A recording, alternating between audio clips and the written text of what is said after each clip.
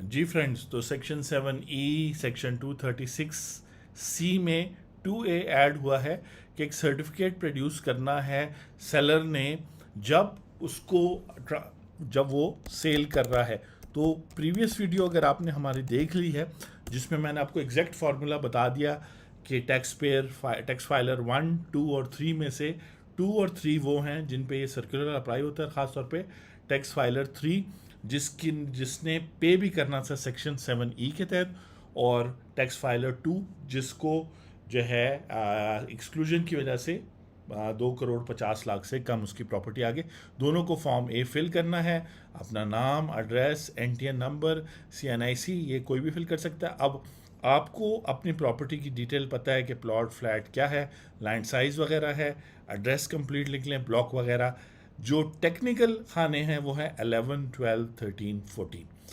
जो tax filer 3 है, previous video में जिसकी टोटल जो इमूवेबल प्रॉपर्टीज़ हैं एक्सक्लूजन्स हासिल करने के बाद भी 25 मिलियन से ज़्यादा थी, वो जो है सेक्शन ये 11 और 12 फिल करेगा। वो कहता है if chargeable under section 7E। If chargeable तो इसका मतलब है कि बिल्कुल वो चार्जेबल है। Tax filer 3, fair market value of property declare in return of income. तो यहाँ आप अपना वो लिख देंगे 3 करोड़, 4 करोड़, 5 करोड़, जो भी फिगर है, 15 करोड़ यहाँ लिख देंगे। Amount of tax paid under 7E on the property, यहाँ पर आपने जो टैक्स पे किया है 1% के हिसाब से यहाँ लिख देंगे।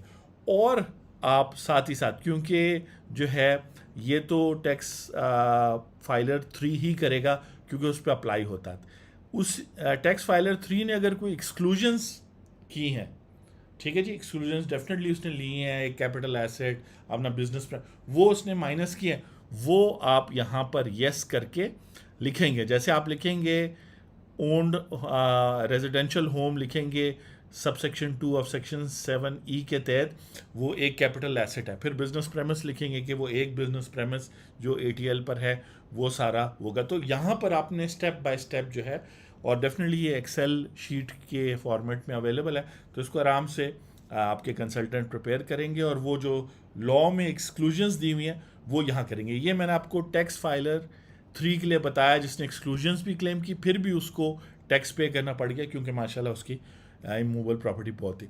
अब आते हैं वो जो टैक्स फाइलर 2 है जिसने एक्सक्लूजन्स जब क्लेम की तो 25 मिलियन से कम होगी, तो उसको टैक्स तो कोई नहीं पे करना पड़ा। तो यहाँ नॉन एप्लीकेबल आप लिख देंगे अगर आप ये फिल कर रहे हैं एज ए टैक्स फाइलर 2, जो प्रीवियस वीडियो में है या इस वीडियो के नीचे प्लेलिस्ट बनी हुई है मूवेबल प्रॉपर्टी के हवाले से, सेक्शन 7E के हवाले से, तो वो सब आप देख सकते हैं उसके अंदर ये वीडियोस। यहाँ लिखेंगे वेदर एक्सक्लूजन क्लेम, तो आप लिखेंगे यस, यानी टैक्स फाइलर 2, और यहाँ वो सारी रीजंस करेगा कि मैं क्लेम करता गया, ये चीज़ एग्जाम्प्ट होती गई, तो इस वजह से मैं 25 मिलियन से ज़्यादा नहीं हूँ। याद रखें कि आप ओथ दे रहे हैं, आप कुछ कंसील नहीं करें। तो जो आपने वेल्थ स्टेटमेंट में फ़ाइल किया, अगर वहाँ कोई गलती की हुई है, छुपाया हुआ है कुछ, तो अभी भी टाइम है, रिवाइज़ करें और प्रॉपर करें। और यहाँ पे उन्होंने ये भी आखिर में लिखा है कि जो डिक्लेयर किया गया है या तो वो एग्जेम्पशन है या फिर उसको स्टे ऑर्डर और कॉम्पिटेंट अथॉरिटी की वजह से।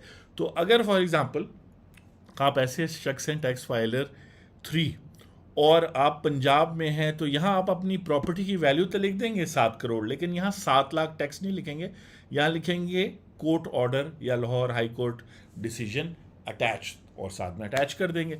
तो पेमेंट वाले खाने में आपने कोर्ट का हवाला देना है कि जी कोर्ट ने तो अभी तक स्टे दिया हुआ है, और फिर जो है वो प्रॉपर्टी आपकी बिक जाएगी। जब आपसे जो खरीदेगा, जब वो बेचेगा, उस वक्त तक जो भी सुप्रीम कोर्ट का फैसला आता है तो है। तो आई होप कि बहुत ज़्यादा लोग कंफ्यूज थे और परेशान थे, और मैंने जैसे कहा प्रीवियस वीडियो में भी, काइंडली जो नॉन ATL यानी नॉन फाइलर्स हैं वो सिंपली पेमेंट ना करें, क्योंकि उन्हें पता भी नहीं होगा कि उन्हें किस कैटेगरी में फॉल करना है। वो काइंडली वो पहले टैक्स फाइलर 2 या 3 की कैटेगरी में आएँ और फिर देखें कि टैक्स फाइलर 2 ने तो कोई टैक्स नहीं पे करना 1%। ये बार बार कहा जा रहा है कि नहीं अब आपसे ज़बरदस्ती 1% टैक्स लिया जाएगा। नहीं, बिल्कुल ऐसा नहीं है।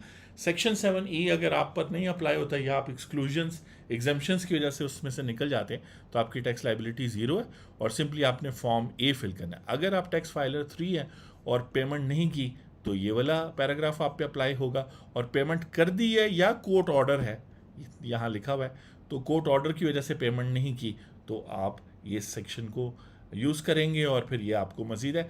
अगर कोई प्रॉपर्टी जॉइंट है तो उन सबको फाइलर बनना ज़रूरी है, उनको सारों को डिक्लेयर करके और अपनी लाइबिलिटीज़ पे करना। इवन अगर 2022 की रिटर्न अभी नहीं फाइल की किसी एक शख्स ने जो उस प्रॉपर्टी, और फिर इनहेरिटेड प्रॉपर्टी में भी सेम बात है कि ये ट्रांसफ़र में आती है, इसलिए यहाँ बड़ा टेक्निकल वर्ड यूज़ हुआ है ट्रांसफ़र का। ठीक है जी, सेलर सिर्फ होता तो फिर कैश पे मतलब पैसों पे, ट्रांसफ़र में इनहेरिटर भी आता है, उसमें गिफ्ट वाला भी आता है, सारे लोग आ जाते हैं, तो इसीलिए वो लोग भी इस सेक्शन 7E और सेक्शन 236 के मिलाप से बच नहीं सकते। मैं हूं आपका टैक्स दोस्त और टैक्स होस्ट। आप देख रहे थे ये प्लेलिस्ट है सेक्शन 7E पे, जिसके अंदर ये वीडियोस लगी हुई हैं, तो आप काइंडली इनको भी देखें। मोबाइल प्रॉपर्टी की वीडियोस भी हैं, वहाँ भी बहुत सारी चीज़ें एक्सप्लेन की है टैक्स ईयर 2024 के लिए। तो आई होप कि कन्फ्यूजन कम हो गई, अब तसल्ली से आप अपने कंसल्टेंट को समझा सकते हैं कि सही तरीका क्या और फिर प्रोसेस करें। और हमारा नंबर भी नीचे दिया है, हमारी सर्विसेज भी अवेलेबल है। आपसे मुलाकात होती है नेक्स्ट वीडियो में। Thank you.